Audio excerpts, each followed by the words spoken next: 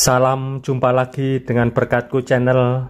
Salam sehat dan jangan lupa bahagia.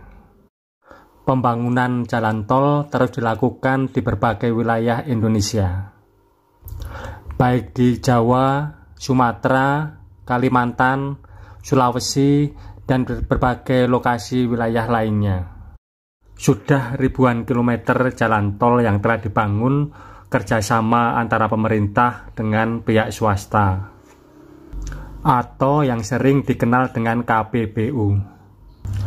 Pemerintah telah menggelontorkan dana triliunan rupiah untuk pembangunan jalan tol yang ada di berbagai wilayah Indonesia, terutama untuk pendanaan pengadaan tanah. Dari informasi Lembaga Manajemen Aset Negara, dari tahun 2016 sampai 2022 ada sekitar 81 triliun yang digunakan untuk pendanaan pengadaan tanah untuk pembangunan ruas jalan tol di berbagai wilayah Indonesia, seperti jalan tol Yogyakarta-Solo, kemudian dan jalan tol Yogyakarta-Mbawen.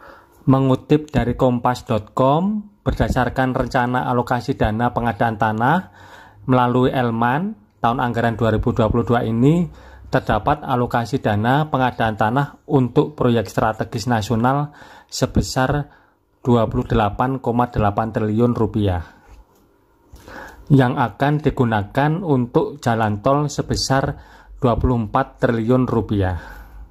Lalu pada tahun 2023 sebesar 27,39 triliun, dan pada tahun 2024 dibutuhkan dana sebesar 13,723 triliun rupiah.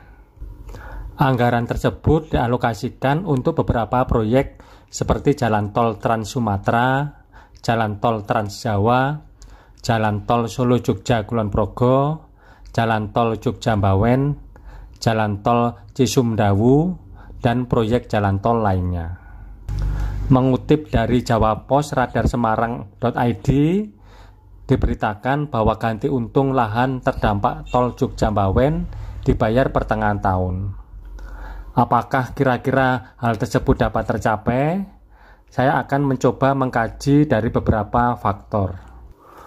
Untuk jalan tol Jogja Mbawen, konsultasi publik telah dilaksanakan dari November 2021 sampai dengan April 2022 dan telah ditetapkan IPL atau penetapan lokasi untuk pembangunan jalan tol Jogja Mbawen di Kabupaten Temanggung dan Kota Magelang, Kabupaten Magelang, dan Kabupaten Semarang, yaitu pada tanggal 14 April, tanggal 20 April, dan tanggal 21 April 2022.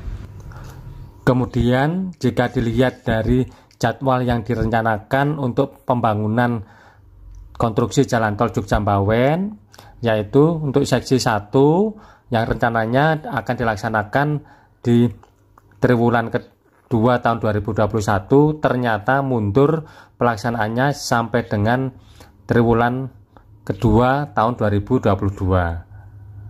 Kalau dilihat jadwalnya, ini kira-kira sudah mundur 3 bulan.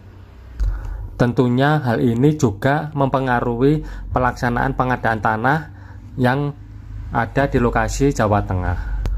Mengutip lagi dari kompas.com bahwa konstruksi tol Yogyakarta-Mbawen paket 1 dan paket 6 telah ditandatangani kontrak antara PT Jasa Marga Jogja Mbawen dengan PT Adikarya yang akan mengerjakan seksi 1 dan seksi 6. Yang pelaksanaannya mulai bulan Mei tahun 2022 selama 730 hari kalender atau sekitar 2 tahun. Maka kalau dilihat dari hal itu, untuk seksi 1 dan seksi 6 seharusnya telah siap lahannya untuk pembangunan konstruksi. Sampai dengan saat ini untuk seksi 1 lahan telah dibebaskan, yaitu yang ada di wilayah Daerah Istimewa Yogyakarta. Sedangkan untuk yang seksi 6 yang ada di Kecamatan Bawen, untuk pembebasan tanah masih dalam proses. Jika melihat target konstruksi di tahun 2024 harus jadi, maka untuk seksi 6 ini paling lambat di pertengahan 2023 tanah sudah harus bebas. Bagaimana untuk seksi 2 dari Simpang Susun Banyorejo sampai dengan Simpang Susun Borobudur? Untuk seksi 2 yang meliputi Kecamatan Luar, Kecamatan Muntilan, dan Kecamatan Mungkit, tentunya untuk pelaksanaan pengadaan tanah ini tentunya akan didahulukan karena menyambung dari Yogyakarta. Sehingga nanti untuk proses konstruksi seksi 1, seksi 2, seksi 3, seksi 4 ini akan menyambung. Yang nanti juga di seksi 5. Akan tetapi pertanyaannya, apakah di tahun 2022 ini pelaksanaan pengadaan tanah ini dapat sampai dengan pelepasan dan pembayaran? Kalau dilihat sampai dengan bulan Juni ini, di mana kita belum mendapat informasi tentang pelaksanaan pengadaan tanah yang meliputi inventarisasi dan identifikasi, kemudian nanti ke proses pembuatan peta bidang dan daftar nominatif, kemudian juga nanti ke proses pengumuman daftar nominatif dan peta bidang, kemudian proses selanjutnya adalah penilaian harga oleh appraisal, kemudian dilanjutkan dengan musyawarah bentuk ganti kerugian, validasi, sampai dengan pembayaran dan pelepasan tanah. Saya kira ini nanti untuk yang di Kecamatan Luar, Muntilan, dan Mungkit ini barangkali nanti diharapkan bisa pembayaran di tahun 2022. Akan tetapi saya optimis untuk yang Kecamatan Luar, ini saya kira nanti akan didahulukan untuk proses pembayaran uang ganti kerugian. Jadi nanti untuk pembayaran uang ganti kerugian Jalan Tol Jogja-Bawen ini saya kira juga akan dilaksanakan bertahap seperti Jalan Tol Solo, Yogyakarta, Nyia, Kulon Progo.